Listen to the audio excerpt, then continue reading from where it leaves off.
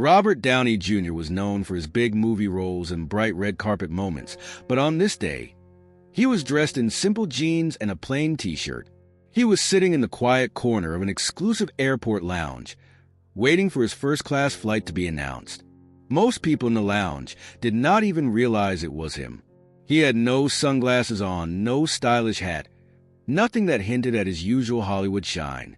A tall man in a crisp suit, who carried himself with too much pride, kept glancing over at Robert.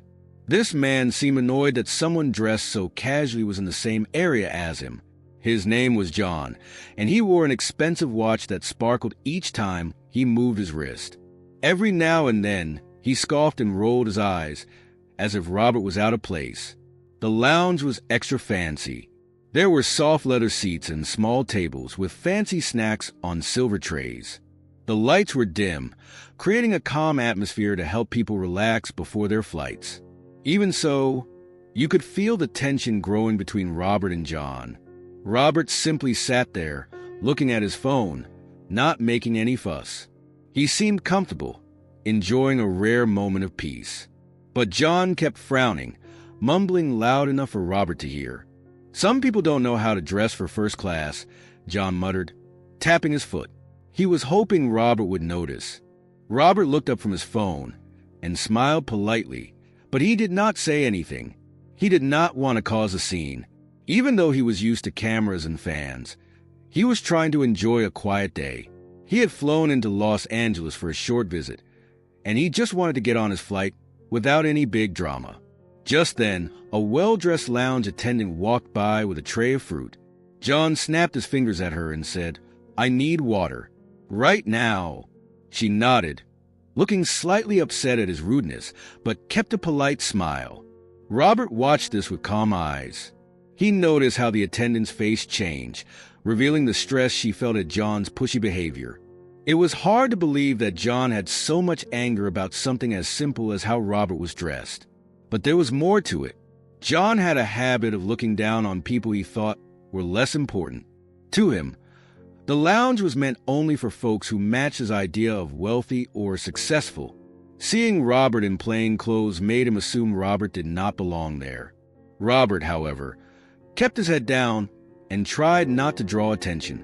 He was reading something on his phone, possibly checking a script or texting a friend.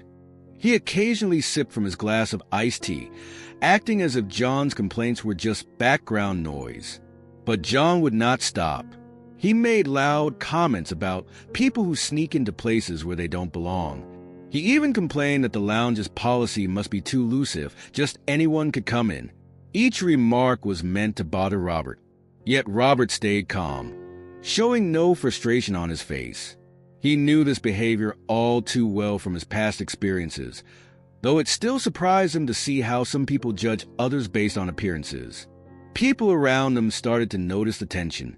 A young woman, who was seated a few chairs away, raised an eyebrow at John's comments. Two older men reading newspapers paused for a moment to glance over at Robert, wondering if this man in a t-shirt might speak up or if he would keep his head down. "Before we go any further, let me ask you something. Where are you watching or listening this from? Take a quick moment to comment or share your location. It's always fun to see where everyone is tuning in from. So, drop your city or country in the comments right now if you can. It makes this story even more special when we know who's joining us and from where." Meanwhile, as minutes ticked by, John's annoyance seemed to grow. He gave Robert one last, long stare before standing up and walking over to talk to another lounge attendant at the check-in desk. It looked like he was complaining about Robert being there. She listened politely, but her eyes flickered with uncertainty. There was a sense that something big might happen soon. Robert stayed seated, calm but aware that John was doing more than just glaring now. He was taking action. With each passing second, the other passengers in the lounge began to wonder if a confrontation was about to explode. Even Robert, though he remained at ease, prepared himself for a possible argument. He was no stranger to difficult people, but he also did not want to cause trouble. The real question was what John planned to do next, and that answer was only moments away. John stood near the lounge attendant, whispering sharply. From across the room, Robert Downey Jr. could see that John was pointing in his direction. The attendant gave Robert a nervous look, then tried to calm John down. But John waved his hands in the air, acting like he had made some huge discovery. He clearly believed Robert was not supposed to be there. Robert sighed softly. He had hoped to stay under the radar, but now the man in the fancy suit was determined to make a scene. The differences between them were obvious. John wore expensive shoes that shined under the lounge lights. Robert wore simple sneakers that had seen better days.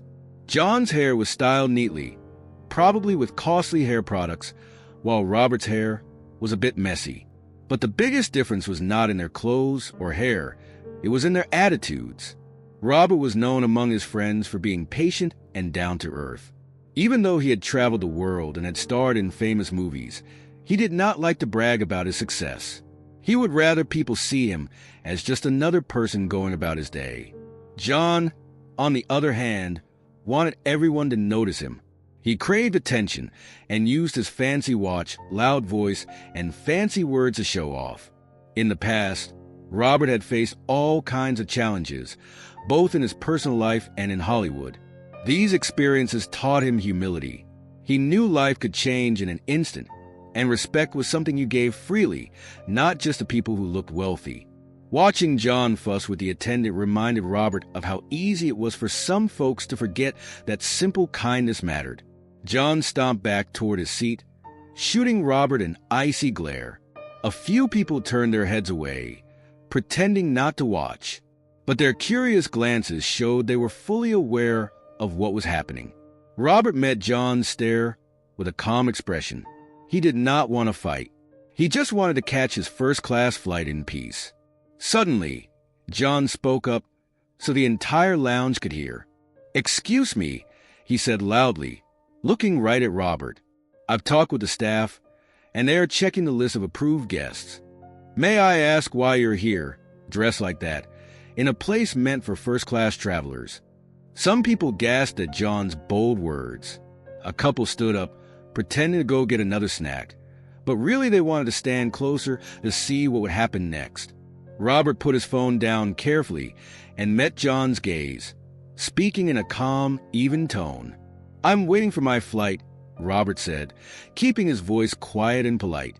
John smirked. "A first-class flight, you say?" His tone dripped with doubt. "Hard to believe, looking at you. Are you sure you're not in the wrong place?" Robert took a moment before replying. "I'm exactly where I need to be," he said, smiling politely. He did not want to start an argument, but he also would not let John push him around. John shook his head and glanced around, as if asking the rest of the lounge to back him up. No one did. Some people pretended to check their phones. Others just stood there, unsure of whether to speak or not. A short silence fell across the room. A polite, older gentleman seated next to Robert cleared his throat. He had been watching this whole time. He whispered to Robert, "You all right, son?" Robert nodded and gave a grateful smile. John, however, refused to let things go. "It's quite rude to dress like that in a first-class lounge," he said, pointing at Robert's plain outfit. "Everyone else here respects the standard of class that this lounge requires." Robert glanced around. Some people indeed wore suits and elegant outfits, but a few were just wearing comfortable travel clothes. Still, no one seemed to mind except John. Even the lounge attendant, who had been forced to deal with John's complaints, looked embarrassed for him. She fidgeted with a small notepad in her hand, not sure what to say. Robert took a breath, reminding himself to stay composed. He did not want to reveal who he was or to brag about his status. He believed that how you treated people mattered more than what you wore or how much money you had. He also knew that you never really knew a person's story just by looking at them. But John did not see it that way. All he saw was a man in simple clothes, and that was enough for him to feel superior. The tension in the lounge grew heavier. People waiting for their flights tried to act normal, but everyone's eyes were darting from John to Robert and back again. John paced a bit, as if waiting for the lounge attendant to come tell Robert to leave. But that did not happen. Instead, she stayed behind the counter, glancing at Robert with a hint of recognition in her eyes. Robert noticed this. He suspected that she might have figured out who he really was, even though he never said his name aloud. He could sense that she was torn between doing her job and respecting a famous guest who just wanted to remain low-key. Meanwhile, John continued to glare, unaware of the truth and confident that he was winning this silent battle of looks. John refused to let the matter rest. He marched back to the lounge attendant's desk once again, leaning over it. His voice was low, but people nearby could still hear his anger. The attendant kept nodding, trying to calm him, but it was clear he was not satisfied. Meanwhile, Robert Downey Jr. stayed in his seat. He sipped his iced tea and looked at his phone. His calmness seemed to bother John even more. It was as if John wanted a reaction, some sign of fear or anger. But Robert did not give him that. Instead, Robert breathed quietly, the same way he did when he prepared for big movie roles that required a lot of focus. A couple sitting close by whispered to each other.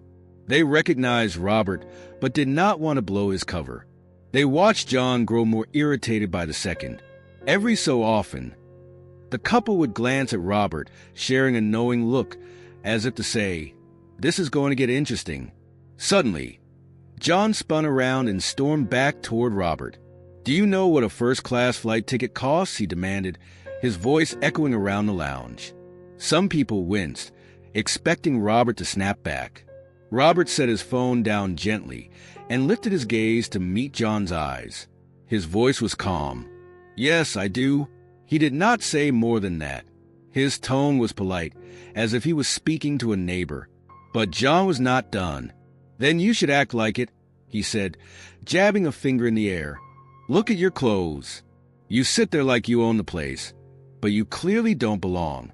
People like you have no respect." Still, Robert did not argue. He smoothed out the front of his t-shirt and gave John a small nod. The lounge grew silent, except for the faint sounds of travelers shuffling their feet. A worker behind the snack counter stopped stocking fruit to watch. The older gentleman who had asked Robert if he was okay earlier gave him a worried look, as if ready to step in if things got worse. John took Robert's silence as a sign to keep going. "I'm talking to you.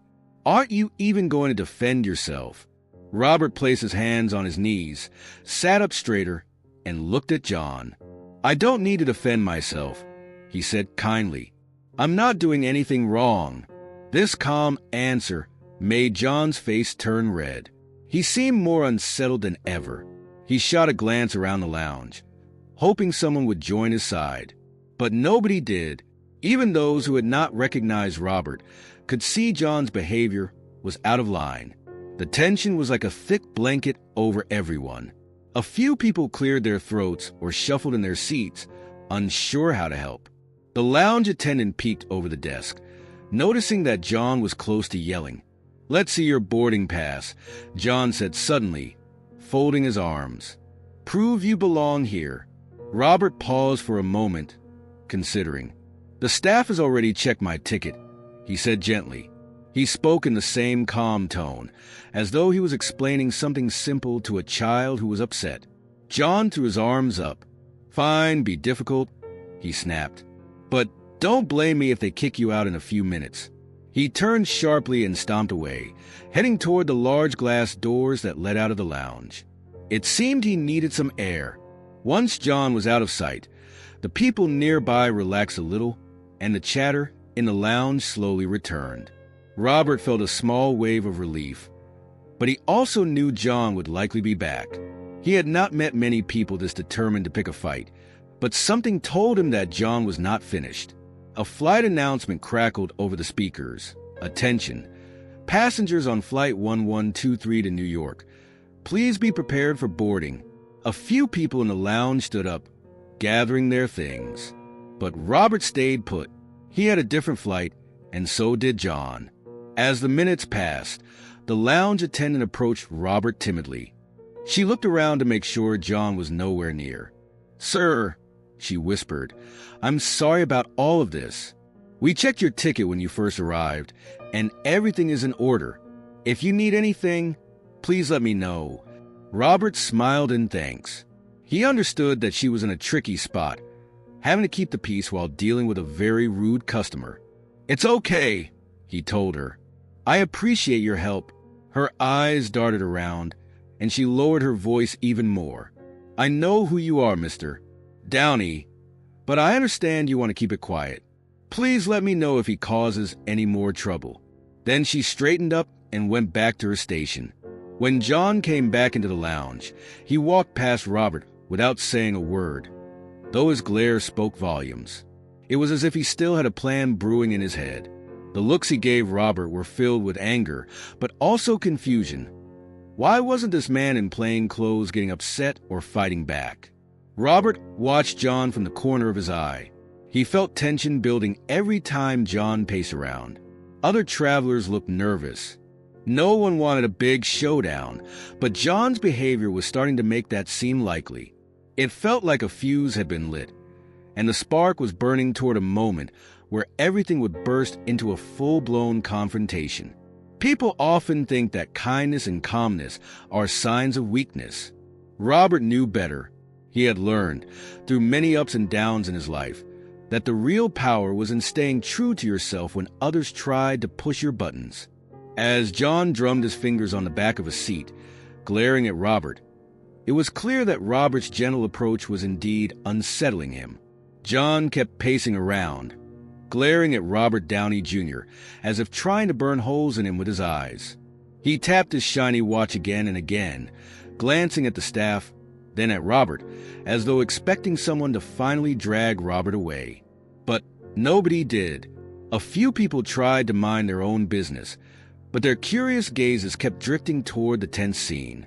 Finally, the lounge door slid open, and a tall man wearing a pilot's uniform walked in. He took off his hat and looked around, seeming to scan the room. At first, he didn't stand out much from the other staff, but his confident step and the silver wings on his jacket showed he was more than just an average airline worker. The lounge attendant at the counter brightened when she saw him, and she quickly waved him over. John noticed this newcomer and straightened his own suit jacket, eager for some sort of ally in his battle to prove Robert did not belong. He stepped forward, a smug grin on his face. But before he could say anything, the pilot spoke to the lounge attendant in a low voice. She nodded, pointing toward Robert. The pilot walked past John without even a glance and went straight to Robert. He stood in front of him and said, "Mr. Downey, sorry for the interruption. May I have a quick word?" For a brief second, Robert looked surprised, but then he nodded and stood up. John's grin vanished. He opened his mouth to protest, but the pilot ignored him, focusing on Robert instead. The people in the lounge leaned in closer, holding their breath, wondering what would happen next. "Mr. Downey," the pilot continued, speaking respectfully, "the airlines had just arrived. She wanted me to check if everything is all right, and to personally invite you to a private waiting area before the flight. It's quieter there." Robert glanced around, noticing everyone's eyes on him, especially John's. He hesitated, not wanting to make a scene, but the pilot smiled encouragingly. At that moment, the older gentleman next to Robert let out a small gasp, as if a puzzle piece had snapped into place. Others around the lounge exchanged wide-eyed looks. Even those who hadn't recognized Robert from the start now realized who he was, an incredibly famous actor known for his huge Hollywood roles. John stood there, his eyes darting from Robert to the pilot, trying to figure out what was happening. He cleared his throat loudly. "Wait! What's going on? Why are you treating him like some VIP?" His voice trembled with confusion and a hint of panic. The pilot glanced at John, noticing the tension. He took a calm breath. "This is Mr. Robert Downey Jr.," he said simply, as if that explained everything. A hush fell over the lounge. A few people whispered Robert Downey Jr. in hushed, excited tones. Some looked at John with pity, realizing he had been insulting a world-famous star the entire time. Others just stared in awe, wishing they had known earlier so they could ask for a photo or autograph. John's face turned white, then bright red. He stepped back a bit, almost bumping into a table. "Robert Downey Jr.," he repeated, sounding like he couldn't believe his own ears. His gaze flickered from Robert's simple t-shirt and sneakers to the pilot's respectful stance. Suddenly, all his earlier complaints about dress code and belonging seemed downright foolish. Robert, sensing the embarrassment in the air, cleared his throat and offered the pilot a polite smile. "I'm fine here," he said gently. "I appreciate the offer, but I don't want to cause any special fuss." The pilot nodded, trying not to stare at John's stunned expression. "Understood, Mr. Downey, but do let me know if you need anything. The CEO wanted to make sure you're comfortable. We're all honored to have you flying with us." With that, the pilot tipped his hat politely and walked back toward the attendant's desk. A ripple of excitement spread through the room. Some people smiled at Robert, giving him little nods, like they were thrilled to learn who he really was. A few folks picked up their phones, probably texting friends about this unexpected celebrity sighting. John stood frozen, his lips parted, but no words came out. It was clear he didn't know how to handle the truth that the man he had been insulting all this time was a well-respected Hollywood star, famous around the world. Robert glanced at John, kindness still shining in his eyes. He didn't look smug or proud. He wasn't rubbing it in. In fact, he even looked a bit concerned, as though he felt sorry for John's humiliation. John struggled to speak. I. He swallowed hard, trying to find something clever to say, but his brain seemed to be stuck. He had spent so long complaining and glaring, certain he was in the right, that this new reality felt like a rug pulled out from under him. The people around them watched closely. The older gentleman gave a quiet chuckle under his breath, shaking his head at the irony of the situation.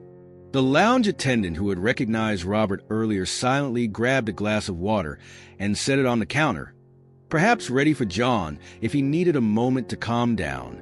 Robert waited, politely giving John space to gather his thoughts. Still, he didn't push for an apology or demand any respect. That was not his style. Yet the entire room could feel a shift. The power John once thought he had was gone, replaced by an awkward silence that made him fidget uncomfortably. John stood there, frozen in shock, as he realized how badly he had misjudged Robert Downey Jr. He remembered all the rude things he had said, all the times he had rolled his eyes, and every moment he tried to have Robert removed from the lounge. Now those actions felt heavier, like carrying a large stone in his chest. The lounge seemed quieter, with everyone waiting to see what John would do next. Robert stayed in his seat, calm as ever. He did not say, "I told you so," or rub in the fact that he was a famous actor. Instead, he watched John with a gentle look in his eyes, as if offering him a chance to make things right. John cleared his throat, finally finding his voice. "Mr. Downey, He paused, words sticking in his throat. He wanted to say something nice, maybe even apologize, but his pride was still in the way. His cheeks felt hot, and he looked down at his shiny shoes, avoiding Robert's steady gaze. One of the other travelers in the lounge coughed softly, nudging John with a friendly smile, as if to say, "Go on, now's your chance." John, however, could only manage a weak shrug before turning to pick up his bag. It seemed like he wanted to run far away from this embarrassing situation, yet something inside him urged him to stay. He took a slow breath, thinking about how he had behaved. For years, John had believed that money and fancy clothes showed a person's worth. Today, all of that was turned upside down by a man who sat quietly, wearing plain jeans and a t-shirt. A man who proved that kindness and respect matter more than looks or wealth. At last, John spoke again, his voice low. I'm sorry for the way I acted," he said, not daring to meet Robert's eyes. The words felt clumsy, but he forced them out. "I didn't know who you were." Robert's expression softened even more. He gave a small nod. "It's all right," he answered simply. He paused, then added kindly, "Maybe next time, Remember that you don't always know a person's story just by looking at them. John let out a shaky breath. There was a glimmer of regret in his eyes. I guess I got carried away, he said, fiddling with the handle of his carry-on bag. I shouldn't have judged you or spoken to you like that. People in the lounge murmured quietly. Some were clearly impressed that John was admitting his mistake. Others still looked a bit uneasy, unsure if this tense situation was truly over. The lounge attendant at the counter gave Robert a small thumbs up, grateful for how patiently he handled everything. Robert leaned forward, resting his elbows on his knees. We all make mistakes, he said in a gentle tone. What matters is if we learn from them. He did not say it in a preachy way, but more like a friendly reminder. John nodded, his shoulders sagging. I never meant to cause such a scene, he mumbled, finally meeting Robert's gaze. I thought I was doing the right thing. I was trying to protect the lounge from something that was never actually a problem. Robert offered a small smile. I appreciate you looking out for the lounge, he said, choosing his words carefully to avoid making John feel worse. But now you know it's best to ask questions or show kindness before assuming the worst. Slowly, the atmosphere in the lounge began to shift. The tension eased, replaced by a feeling of relief. Even John seemed more at peace, though his face still showed traces of embarrassment. It was clear he was replaying everything in his mind. How he had tried to chase away a person he thought was unworthy, only to learn that person was someone famous and respected.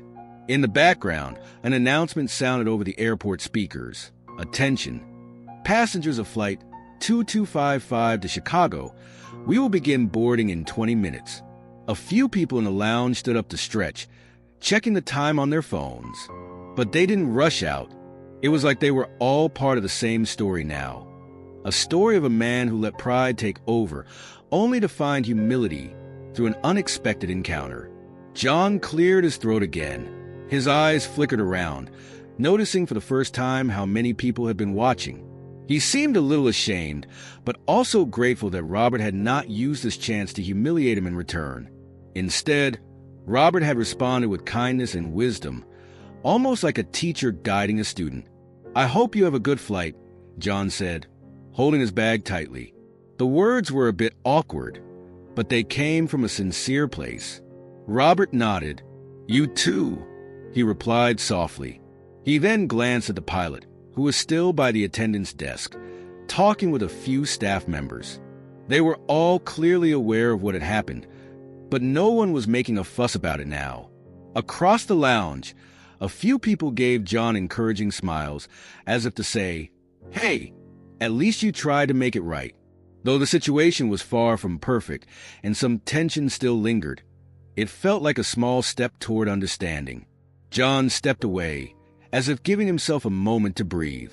He wasn't used to feeling so exposed, and the memory of how he had behaved would probably stay with him for a while.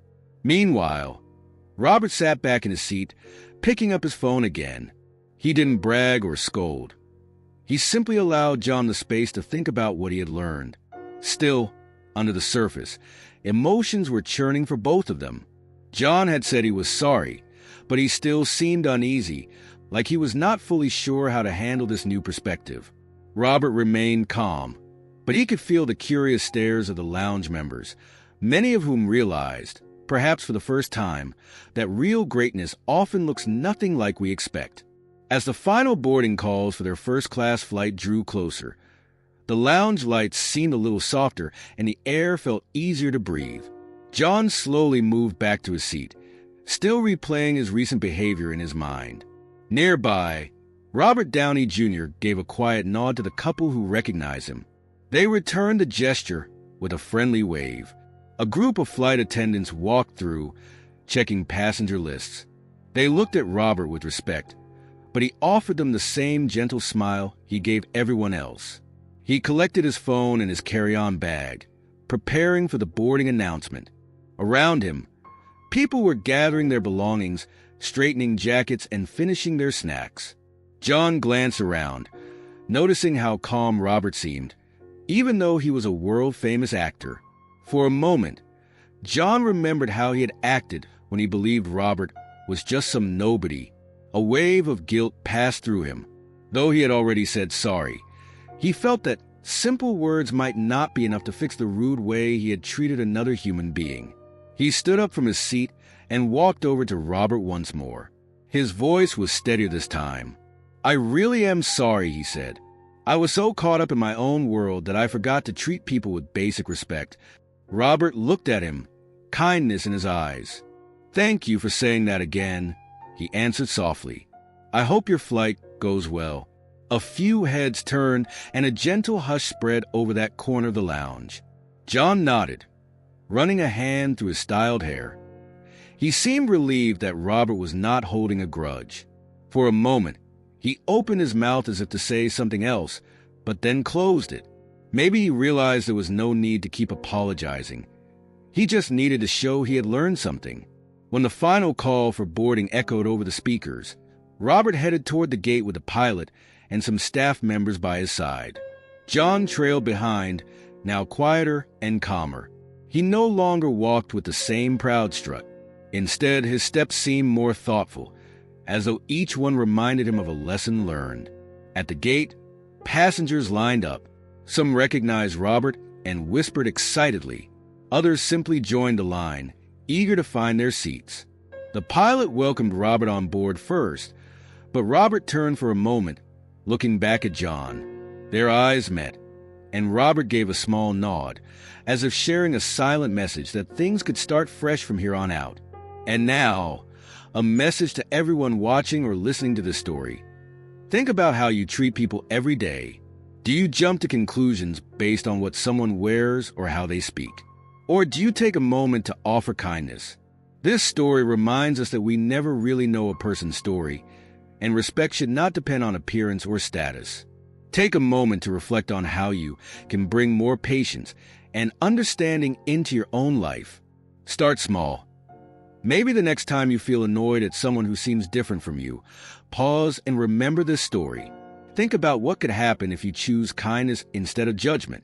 Also, if you want to keep this conversation going, share this story with a friend or a family member. Talk about times when you or someone you know was judged unfairly and how that made you feel. By sharing our experiences, we can all learn to be a bit more caring toward each other. So, as you step back into your own life, whether you're traveling somewhere or just relaxing at home, remember what happened in that fancy airport lounge. A simple t-shirt and sneakers should never keep us from seeing the real value of a person. And an act of kindness can have more power than any fancy watch or expensive suit. What about you? Will you pause the next time you're about to judge someone? Will you choose empathy instead? Let's all try to follow Robert Downey Jr.'s example and show patience, humility, and respect, no matter what seat we hold on life's journey.